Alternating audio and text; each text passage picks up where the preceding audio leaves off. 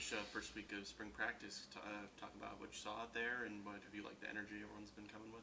Yeah, I do. The biggest thing if you were at one of our practices last year or the year before, you saw that we had a lot of depth at wide receiver, and we lost, four dudes, and so that was the biggest thing is you look out there, and we got two guys, Romello and Jordan, that are back, but we're trying to replace a lot of experience in leadership right now, and so you can see that, the lack of that right now.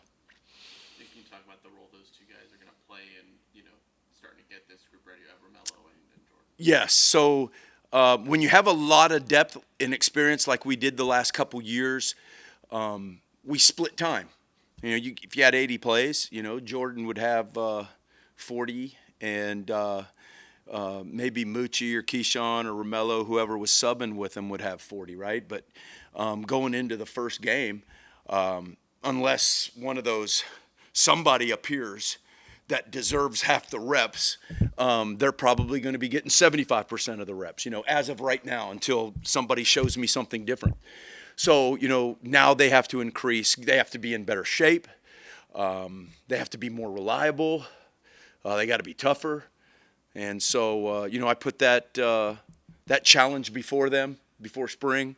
And yesterday is when I saw them really accept that challenge and try to step their game up. But they know they got to do something different. They got to be better. As we say, as coaches saying, we got to chase the standard, and they got to do better. What did you see yesterday that made you start thinking? I saw guys hustling on run plays. Like, that's the number one thing I kind of look at. I mean, every receiver's going to run hard when they know a ball might get thrown to them. But what are you doing when the ball is not, coming to you? And are you embracing what we teach about blocking? Am I my brother's keeper? And it also shows me when I see guys hustling on run plays, it shows you their level of care.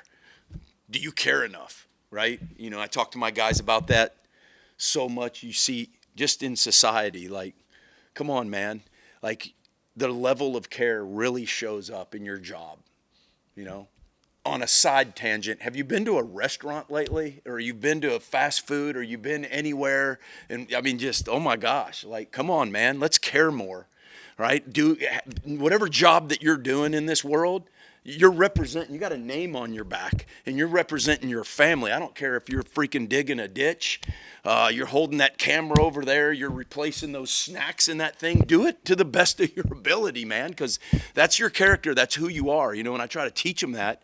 Right? Let's get better. Let's do that. Care more.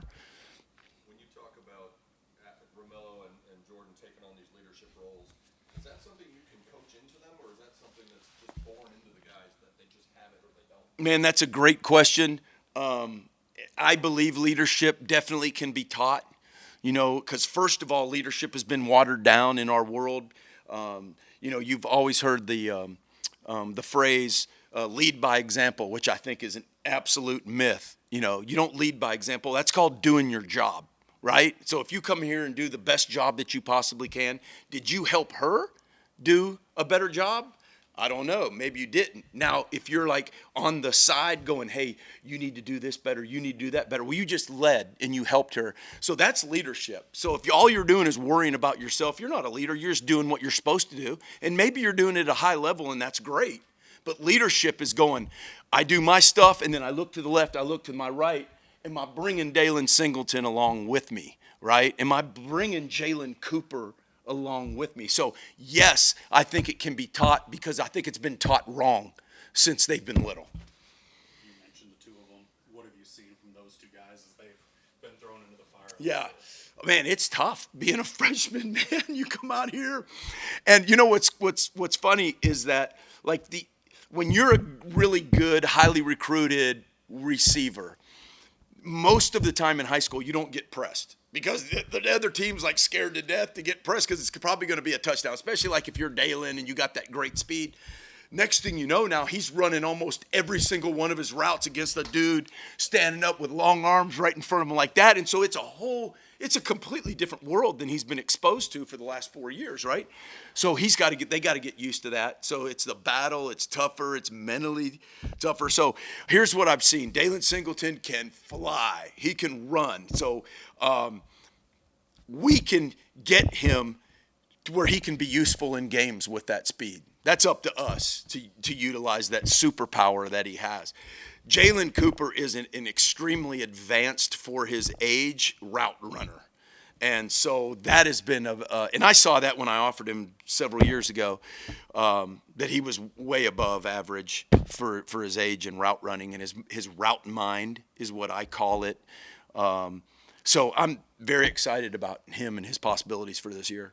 So when you have veterans like Romello and Jordan, and then you've got these talented freshmen like Jalen and Daylon, how different is the teaching process for you? Yes, so there's a lot of extra, not outside of the hours we're supposed to have due to NCAA rules. But they have to, like I said, they have to care more. So if they have any extra time, they can come up to the coach's office, whatever, or they need to go home and they need to write out the plays. Where Junior, Jake Bailey, those guys knew the offense. They didn't have to, that was so easy for them, and but these guys, they have to care more than I think they understand. And so that, to me, that's the job that me and Coach Jenkins have, is we got to get them to understand how to care more. And what do you want out of this? Tell them all the time, if you want to drive a Lamborghini, you can't pay a Honda Civic car payment. There's got to be some kind of sacrifice in another area, right? And so, you want to be great, you can't just put the hours in of somebody that already knows the offense. You got to put in more. And so teaching them that's the biggest teaching curve, is that. You mentioned the guys that you lost. What did you think of their performance on Pro Day? I loved it, man. I loved it. What was good to hear was listening to the Coach Williams, who I know from the Saints. He's a really good coach. And some of the things that he told me afterwards and all that stuff, it was really good to hear. That we're on the right track of what we coach here. You know what I'm saying? So that felt really good. I was proud of the boys. They looked fast. They looked very sudden. So yeah, I'm excited for those guys. I think if they'll get in camp somewhere, I don't know if they're going to get drafted, but if you just get in camp, I think that what they've been taught, details, all of that stuff, I think they're going to do really good. What do you hope to see from guys like Randy or Jamari, and guys who have been in the program for a couple of years now, and maybe now that some veterans are gone, might have an opportunity to maybe start showing these things? Yeah, here's what I tell them, and I kind of punched them in the face today, not literally, guys, but it's like a moment. It's a moment, right? Where and I said, listen, every single day is this football field out here is like being in the courtroom, and you are bringing evidence to the judge whether you deserve to play here or not every day. And that's your responsibility, right? My job is to get you prepared for that moment. But once the ball's snapped, dude, this is your shot, all right? And you guys know the landscape of college football now. Man, it's competitive, and there's money out there and all that stuff now. And dude, you got to bring it every day, or it's not going to be there for you, right? And so, and that's what I told them. So to answer your question, I expect a lot out of them. They've been here. They know if they're supposed to line up on the hash, then by God, go line up on the hash and show me that you care and you've been paying attention for the last 2 years, right? So every day is an opportunity to show toughness, to show that you care. And they're doing an all right job, right? But got to do better. They all got to do better. Right now, I'm not satisfied with where we're at the receiver position. For a guy like Romello, came into last year thinking it was going to be his last year. Yes. Things happen.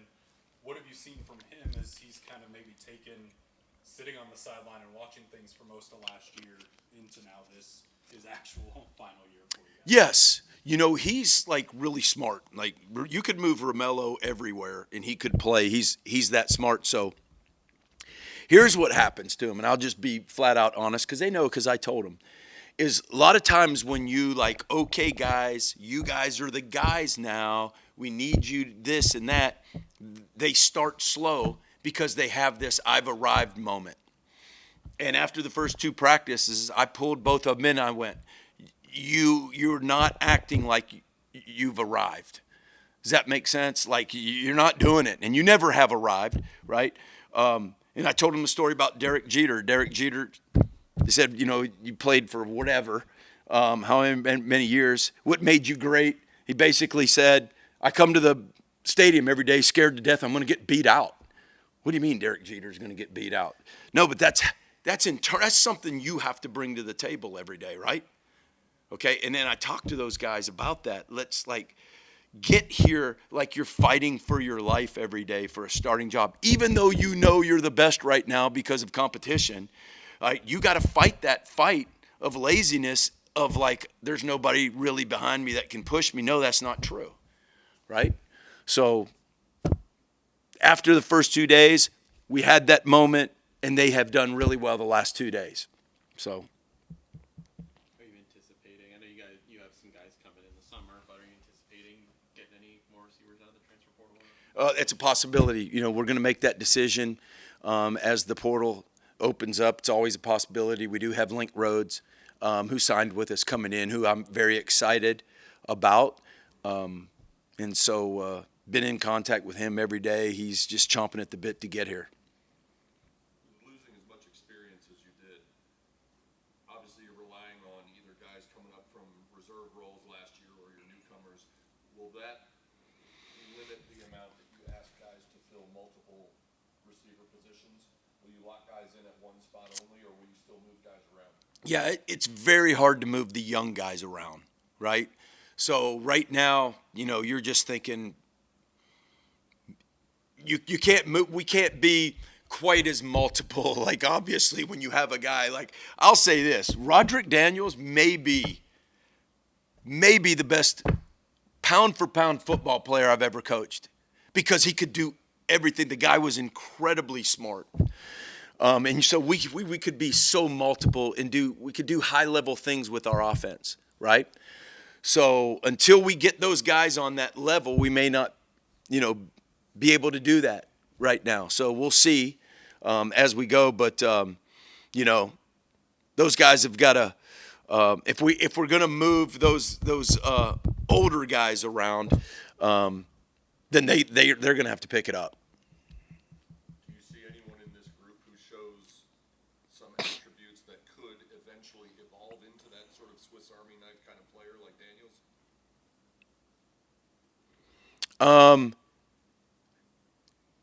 Not out of my room. McFalls. I love that dude. He's smart, coachable. I coach him on punt return, so I watch him as he pays attention. It's very important to me. If I say something one time and look a kid in the eye, if he tries to do it immediately, I go, that guy right there is going to become a good football player. But if it takes me 9 times to get them to do that, I'm like, man, this is, yeah, you know, it's going to take a while.